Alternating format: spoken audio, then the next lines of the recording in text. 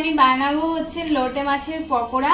সেই জন্য আমি এখানে 5টা বড় বড় লোটে মাছ নিয়ে নিয়েছি। এই যে দেখো লোটে মাছ, এই যে এখন মাছগুলোর এই পেটের মধ্যে মানে এখান থেকে কেটে এই যে একটা মাছের মধ্যে যে একটা বড় ইয়ে থাকে না, কাঁটা থাকে, সেই কাঁটাটাকে আগে বের করে নিতে হবে। তো আমি এই যে কাঁচি দিয়ে এইভাবে কাটছি, কাঁচিতে ধার নেই। এই যে প্রথমে 2 ভাগ করে নিয়েছি, এরপরে এই পাশ দিয়ে আবার কাটতে হবে। এই যে এই পাশ দিয়ে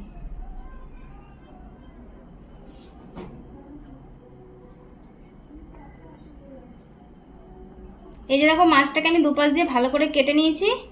এবার এই মাঝখানে যে মোটা কাঁটাটা আছে, কাঁটাটাকে এবার বাদ দিয়ে দিচ্ছি।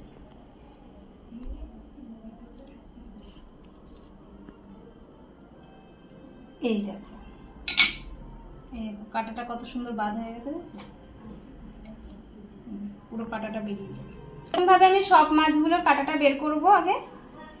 তো আমি বের করে নিই সব মাছগুলোর কাঁটা। সব মাছগুলোর ভিতর থেকে এখানে কিন্তু আমার কাঁটা বার করা হয়ে গেছে। এবার মাছগুলোকে আমি সুন্দর করে ছোট ছোট করে পিস করে নিচ্ছি।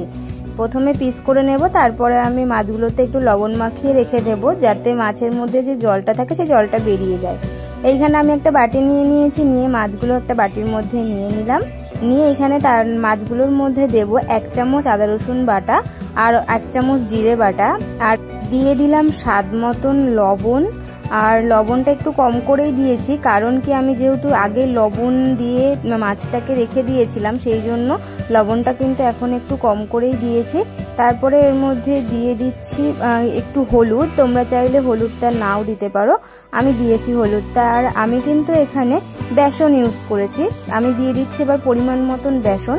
তোমরা চাইলে কর্নফ্লাওয়ার, ময়দা এগুলোও ইউজ করতে পারো, অথবা চালের গুঁড়ো ইউজ করতে পারো। আর আমি দিয়ে দিচ্ছি এখানে অল্প পরিমাণ মরিচের গুঁড়ো। আর হ্যাঁ, আমি যেহেতু এখানে শুকনো লঙ্কার গুঁড়ো ইউজ করিনি, তোমরা চাইলে শুকনো লঙ্কার গুঁড়োও দিতে পারো। সেই জন্য আমি এখানে 2টো কাঁচা লঙ্কা কুচি করে দিয়ে দিয়েছিলাম, আর একটা পেঁয়াজ কুচি দিয়ে দিয়েছিলাম। পেঁয়াজটাও কিন্তু অপশনাল, তোমরা চাইলে নাও দিতে পারো। তারপরে এর মধ্যে আমি দিয়ে দিলাম একটা ডিম ভেঙে দিয়ে দিয়েছি। দিয়ে এবার আমি এটাকে সুন্দর করে সমস্তটা মেখে নিচ্ছি ভালো করে। দেখো এখানে আমি কিন্তু একদম জল ইউজ করিনি, শুকনো শুকনো করে মেখে নিচ্ছি। নেওয়ার পরে এর মধ্যে একটু দিয়ে দিয়েছিলাম গন্ধরাজ লেবু। গন্ধরাজ লেবু দিলে কিন্তু ফ্লেভারটা খুব সুন্দর আসে। এখানে কিন্তু আমি একটা লেবুর 4 ভাগের 1 ভাগ ইউজ করেছি। আর এবার লেবুর রসটা দিয়ে ভালো করে মেখে খানিকক্ষণ কিন্তু এটাকে রেখে দেব, 15 থেকে 20 মিনিট। এদিকে আমি ফ্রাই প্যানটা বসিয়ে দিয়েছি, দিয়ে তার মধ্যে আমি তেল দিয়ে দিলাম। আর আমি এখানে কিন্তু সাদা তেল ইউজ করেছি, তোমরা চাইলে সর্ষের তেলও ইউজ করতে পারো। তেল গরম হয়ে যাওয়ার পরে এখানে আমি এবার পকোড়াগুলোকে একে একে তেলের মধ্যে দিয়ে দিচ্ছি। দেওয়ার পরে এখানে কিন্তু আমি আঁচটাকে একদম লো ফ্লেমেই রেখেছি। দিয়ে এবার লো ফ্লেমে রেখেই পুরো কিন্তু পকোড়াগুলোকে ভাজতে হবে, না হলে কিন্তু ভেতরে ভালোভাবে ভাজা হবে না। দেখো আমার 1 পিঠ ভাজা হয়ে গেছে। এবারে আমি আস্তে আস্তে করে উল্টে দিচ্ছি পকোড়াগুলোকে। এখানে সুন্দর করে এইভাবে লো ফ্লেমেই আস্তে আস্তে করে একদম লাল লাল করে ভেজে নিতে হবে।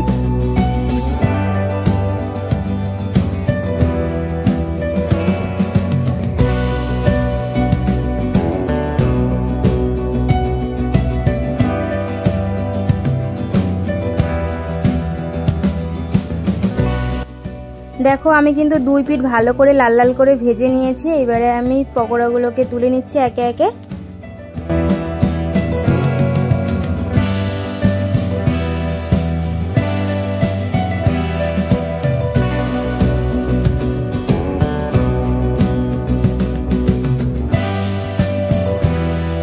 সমস্ত পকোড়াগুলো ভাজা হয়ে যাওয়ার পরে আমি তেলের মধ্যে এবার সমস্ত পকোড়াগুলোকে একসাথে দিয়ে একটুখানি নেড়ে চেড়ে নেব, যাতে একটু ভালো করে মুচমুচে হয়ে যায় সেই জন্য।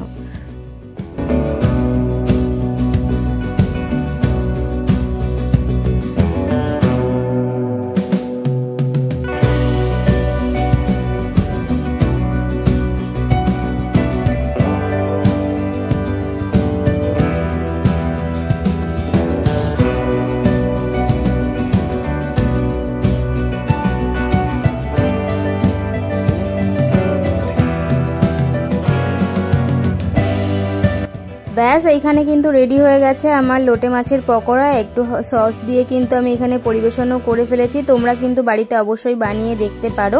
খেতে কিন্তু একদম দারুণ সুস্বাদু হয়। তো আমার ভিডিওটা কেমন লাগলো অবশ্যই জানিও। ভিডিওটা ভালো লাগলে লাইক কমেন্ট শেয়ার করে